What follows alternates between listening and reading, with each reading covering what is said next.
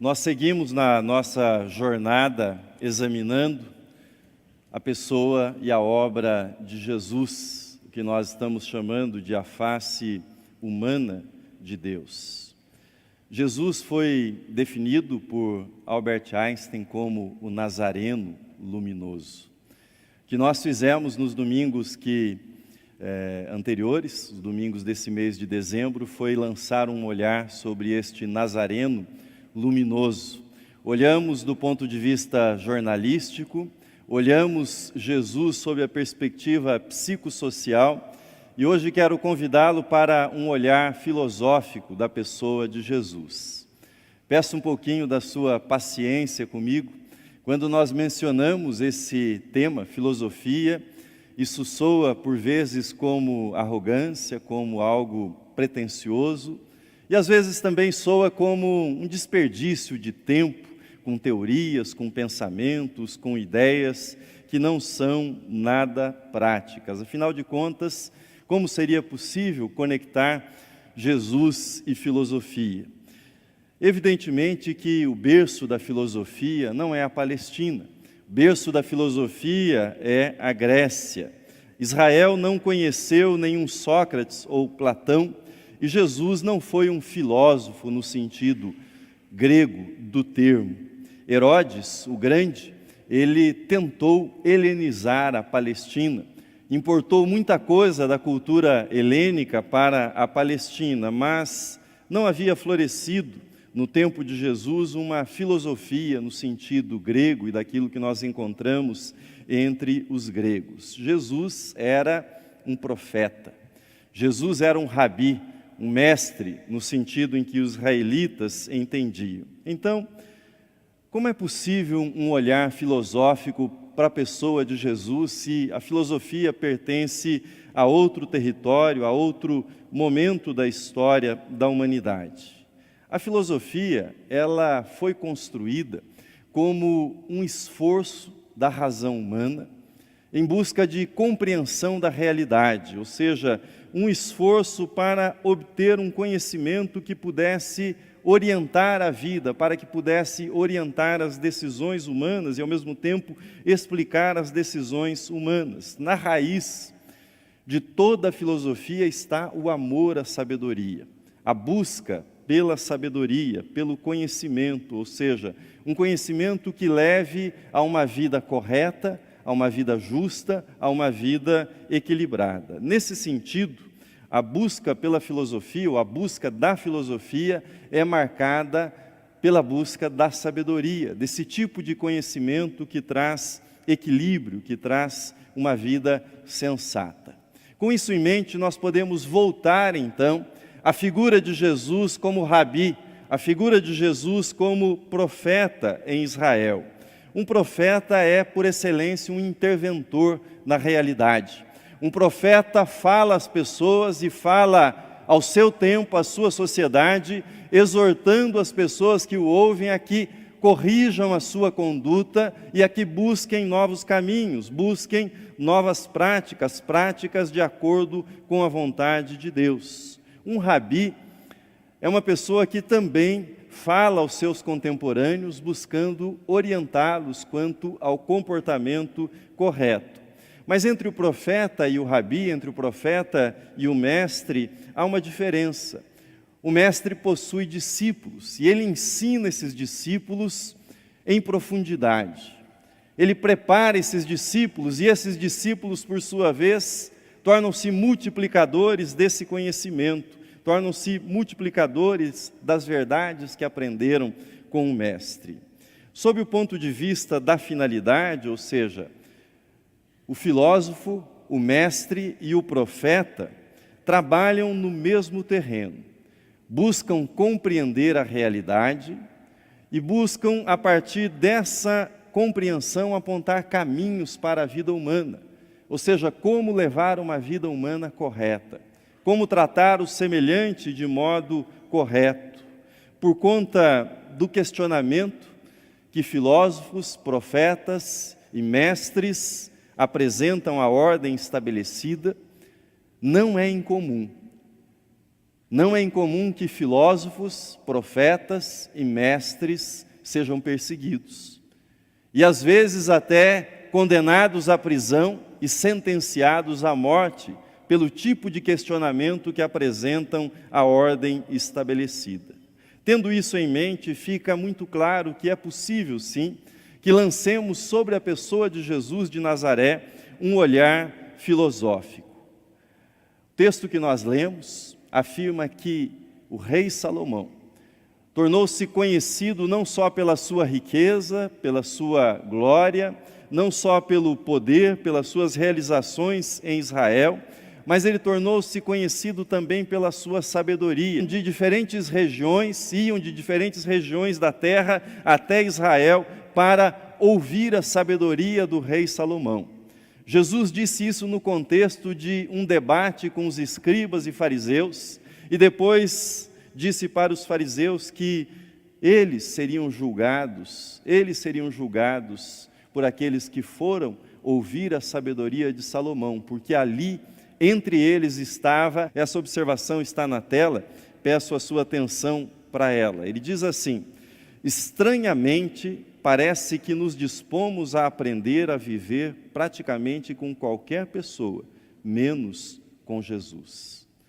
Dallas Willard continua dizendo que nós prestamos atenção naquilo que os colunistas dos jornais dizem a respeito de família, aquilo que eles dizem a respeito de ética, aquilo que os cientistas dizem sobre o significado da vida, sobre a realidade. Ouvimos com muita atenção qualquer consultor famoso sobre comportamento, sobre finanças, mas não julgamos ou não prestamos atenção naquilo que Jesus tem a dizer sobre a vida.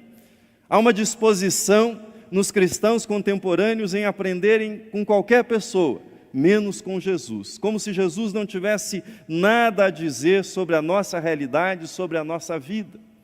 Esquecemos facilmente que Jesus é a própria verdade, Ele é a própria vida, Ele é o caminho, Ele é a sabedoria, ou seja, a encarnação da sabedoria eterna de Deus.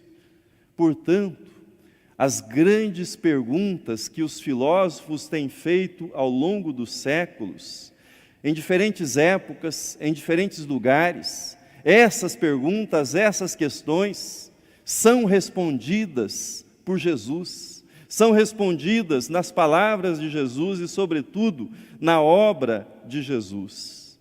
Com estas observações em mente, eu convido você para examinar 3 das grandes questões que os mestres da filosofia têm apresentado em diferentes épocas, em diferentes culturas. As 3 grandes questões da filosofia são essas que aparecem aí na tela. O que eu posso saber, ou seja, como eu posso conhecer a realidade, como eu posso saber onde está a verdade, o que eu devo fazer e o que eu posso esperar. Vamos examinar cada uma dessas questões, buscando nos lábios do Mestre Jesus quais são as respostas que ele apresentou e que ele apresenta para cada uma dessas questões. A primeira, o que eu posso saber? Seres humanos possuem consciência, nós possuímos capacidade de representar, capacidade de investigar a realidade, capacidade de explicar essa realidade. E uma das primeiras perguntas da filosofia é essa: como é que eu conheço? Como é que eu entendo aquilo que é real e aquilo que é mera ilusão? Como é que eu chego a esse conhecimento verdadeiro da realidade? No fundo, essa continua sendo a questão dos nossos dias. Vocês se lembram que no decorrer de todo esse ano o que nós mais ouvimos foi que nós precisávamos aprender a diferença entre o que é fato e o que é fake. Ou seja, o que é realidade e aquilo que não é verdade, aquilo que não é realidade. A realidade possui uma aparência, e nós buscamos, além da aparência, aquilo que é a essência.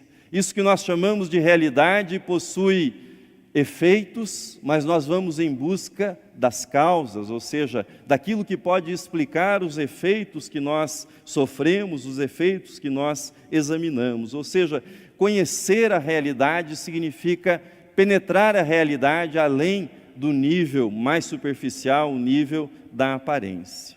O que é que Jesus tem a dizer sobre o conhecimento verdadeiro? Como é que nós chegamos a um conhecimento verdadeiro? Veja comigo outro trecho do Evangelho de Mateus, capítulo 11.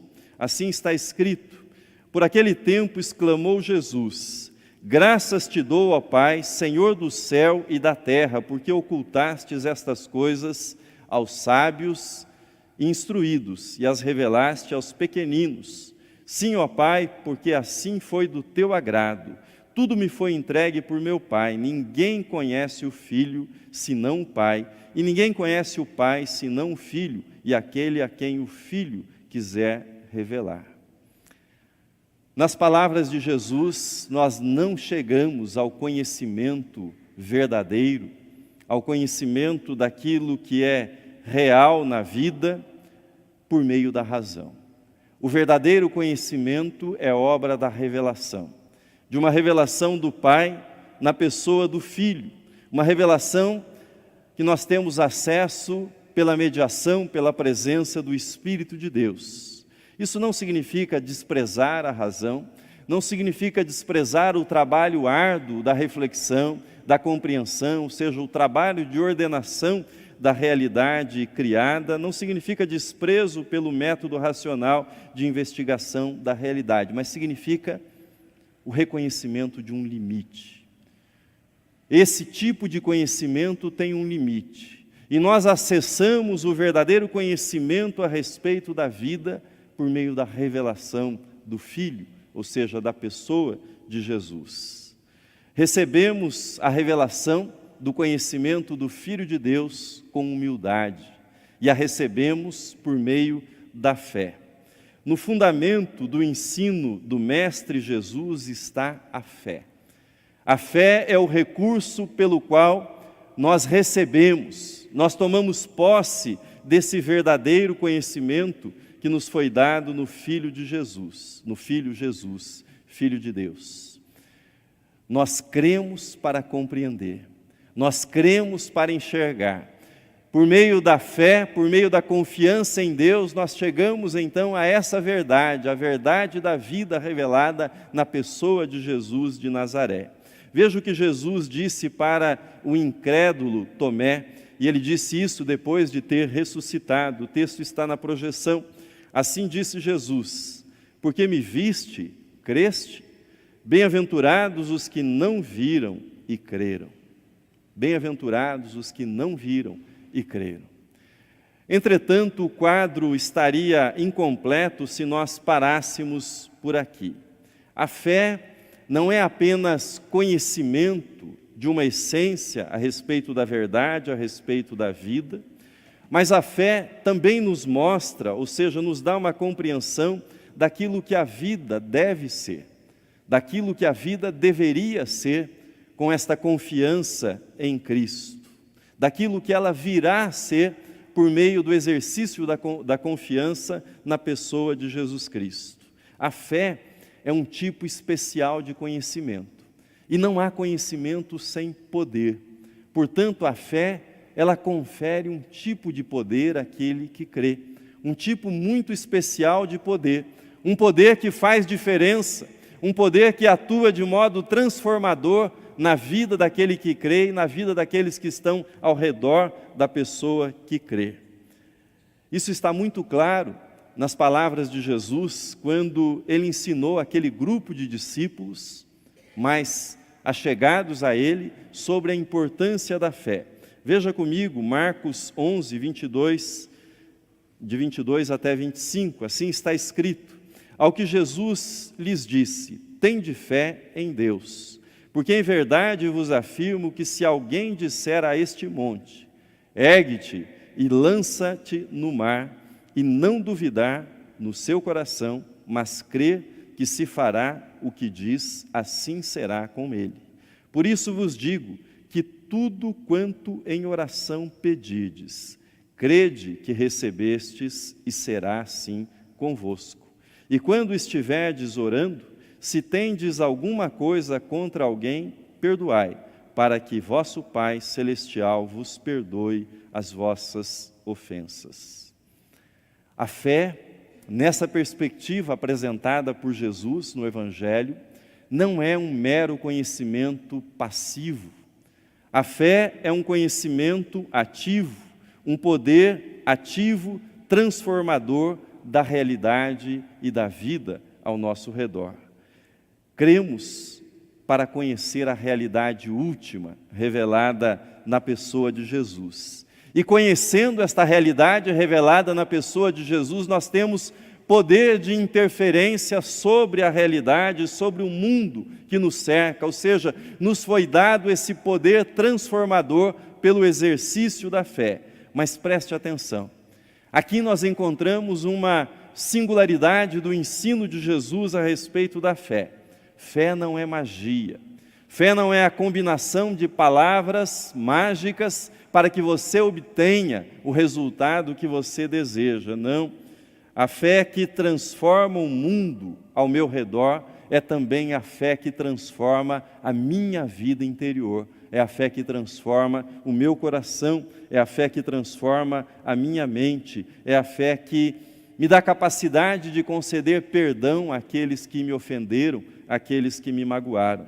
É isso que Jesus ensina no final do texto que nós lemos, quando ele diz: quando você estiver orando, quando você tomar posse dessa fé que é tão poderosa, que pode transformar o mundo ao seu redor, você não pode exercitar essa fé sem que esta fé produza o poder transformador na sua vida interior, isto é, no seu coração, e o leve à reconciliação com as pessoas que estão ao seu redor.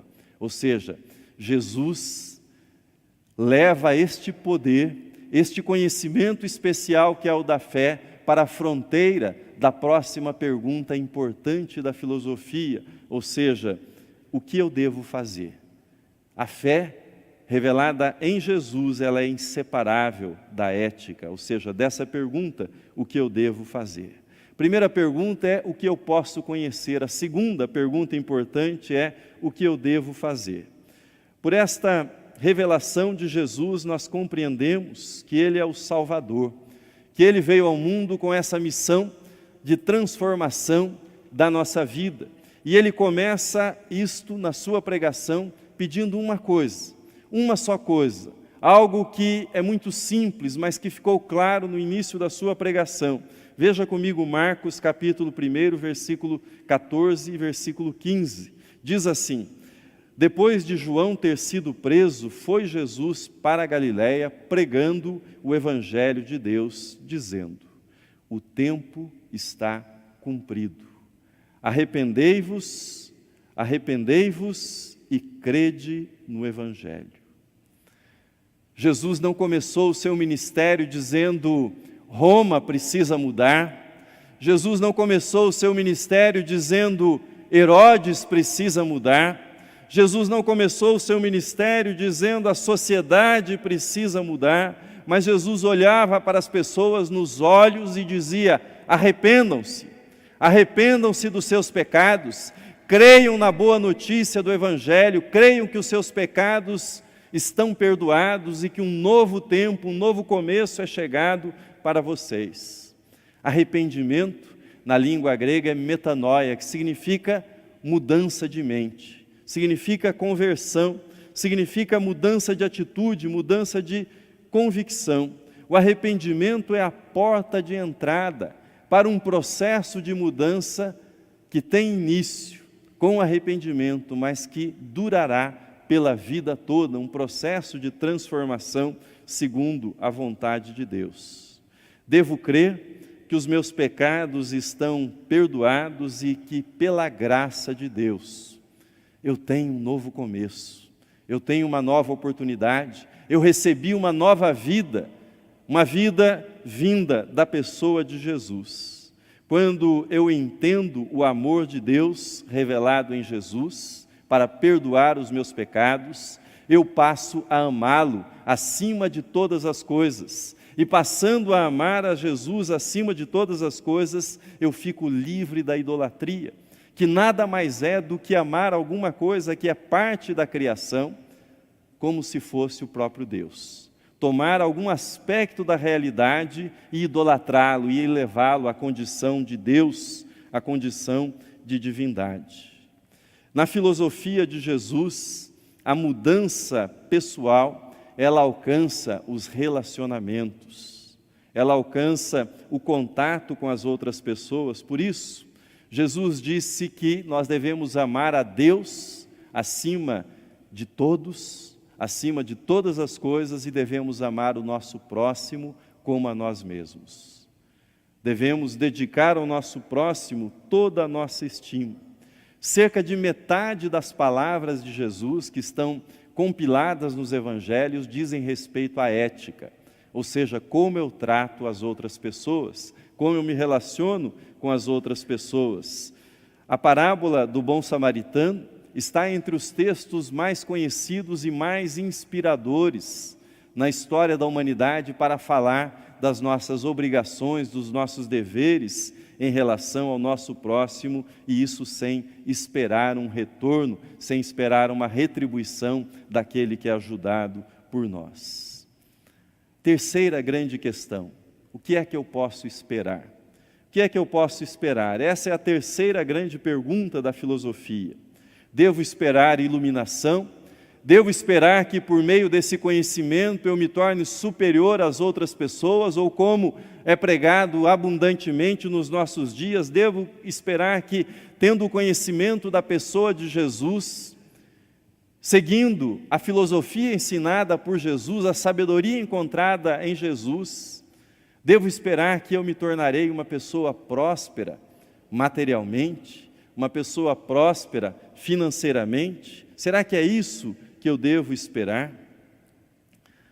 Em primeiro lugar, quando nós olhamos para o ensino de Jesus, fica claro que um seguidor de Jesus Cristo deve esperar com toda a certeza que haverá conflito em algum grau com o mundo.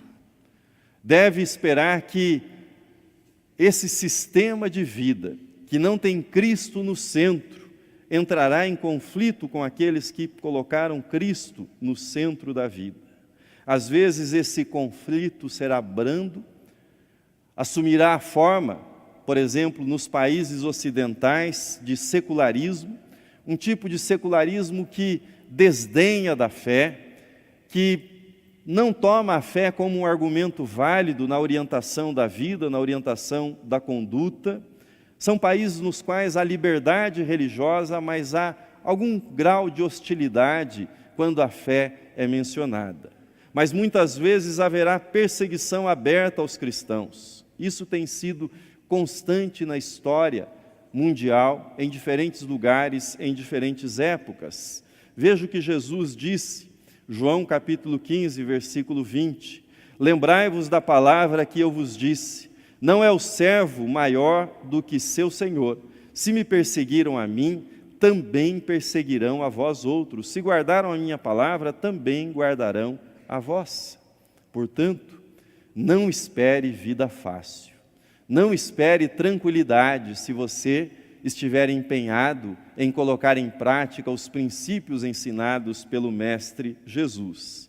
Em segundo lugar, um seguidor de Cristo deve esperar encontrar paz em todas as circunstâncias da sua vida.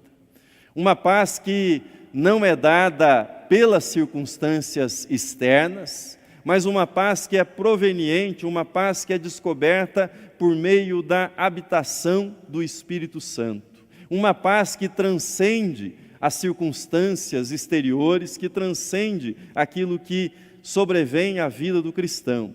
É esse tipo de paz que foi prometida por Jesus àqueles que o seguem. Haveria perseguição, haverá perseguição, mas haverá paz no coração daqueles que seguem a Jesus. Veja o Evangelho de João, novamente, capítulo 16, assim está escrito: estas coisas vos tenho dito, para que tenhais paz em mim. no mundo passais por aflições, mas tende bom ânimo. Eu venci o mundo, disse Jesus. É a paz da presença dEle, é a paz da companhia de Jesus, é a paz da amizade com Jesus, é a paz de ter Jesus ao seu lado como seu mestre, como seu Senhor e como seu Salvador. Não é a paz de uma explicação, não é a paz de uma teoria, é a paz de uma companhia. É uma paz real, é a paz da presença, é a paz daquele que caminha ao seu lado, daquele que enche o seu coração, ou seja, do Espírito de Cristo Jesus, o Espírito Santo na sua vida. Em terceiro lugar, um seguidor de Jesus espera, crê, confia que Ele virá de novo, que Ele voltará para consumar o seu reino. Virá em glória. Nesse dia todo olho verá, nesse dia todo joelho se dobrará, nesse dia toda língua confessará que Jesus Cristo é o Senhor e o fará para a glória de Deus Pai. Aqueles milagres realizados por Jesus, sobre os quais nós lemos nos Evangelhos, as curas realizadas por Jesus, as libertações realizadas por Jesus, aqueles foram sinais da divindade, sinais da chegada do reino. Mas quando Jesus vier novamente, ou seja, quando o reino estiver consumado, esses sinais serão conhecidos em toda a sua plenitude. Logo, toda lágrima será enxugada, a morte não existirá mais, não haverá mais luto, não haverá mais dor, não haverá mais pranto, porque Cristo será a plena realidade deste mundo. Termino. O que é que eu posso saber? O que é que eu devo fazer? O que é que eu devo esperar? As três grandes questões da filosofia estão respondidas pelo Mestre Jesus. Estão respondidas pelo ensino e pela obra de Jesus de Nazaré. Veja comigo na tela o que escreveu o reverendo Miguel Riso Júnior. Assim diz ele: Jesus não é produto de uma época como acontece a grande maioria dos pensadores. Ele é o Mestre Supremo para todos os séculos. Bonito isso.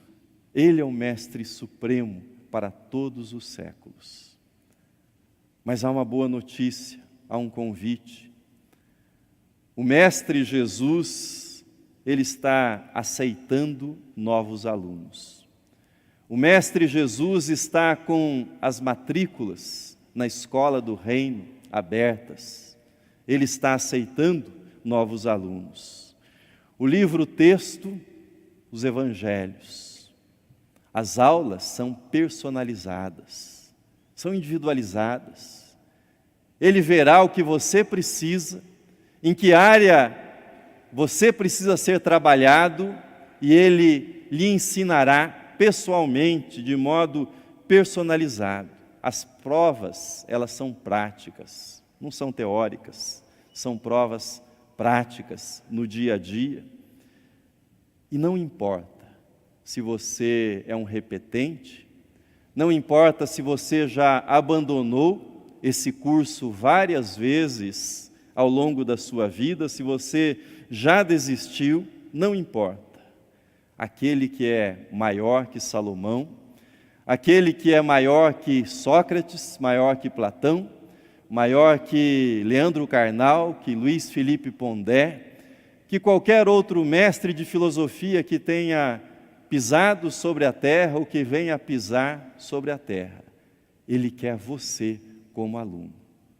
E você pode começar isso agora, hoje, a caminhar com esse mestre, aquele que é maior que Salomão. Amém.